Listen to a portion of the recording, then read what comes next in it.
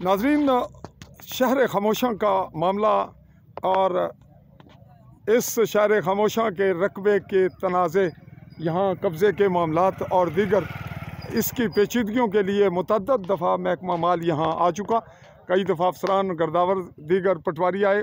बाद अज़ां यहाँ कमीशन कायम हुआ और आज की डेट थी कि जो अराज़ी का मामला है कब्रिस्तान का, उसका कुछ पैमाइश के बाद हल निकाला जाएगा। लेकिन आज असिस्टेंट कमिश्नर और दीगर अमला, जहाँ जो लोग इस मकाम पर कमीशन का हिस्सा थे, वो भी किसी दूसरी जगह डिमार्केशन, जंगलात, तोनीन और सूना वैली में मसरूफ़ हैं, इसलिए ये मामला मौखर किया गया और इसके लिए कल की तारीख़ गोया कल 12 दिसंबर 2024 की तारीख़ में दोबारा बैठेंगे। आज है 11 दिसंबर 2024 और यहाँ पूरा गांव अहले इकट्ठे हुए थे सरसाला में।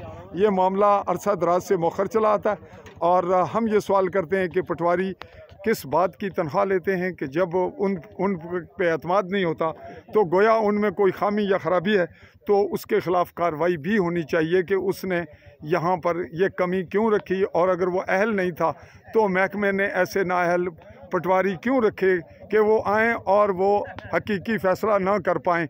और जब उन पे कमीशन, उनका फ़ैसला मौजूद हो और कमीशन का फ़ैसला उससे डिफरेंट हो तो फिर कार्रवाई की जानी चाहिए। जी, मैं नाजरीन आपसे मुखातिब रहा चौधरी फजल रहमान, पाकिस्तानी ज़ेर कब्ज़ा जम्मू कश्मीर के आज़ाद कश्मीर कहलाए जाने वाले ख़ित्ता के ज़िला भिंबर की तहसील समानी के सरसाला मकाम से चाहूँगा आली न्यूज़ के प्लेटफॉर्म से इजाज़त। अल्लाह हाफ़िज़।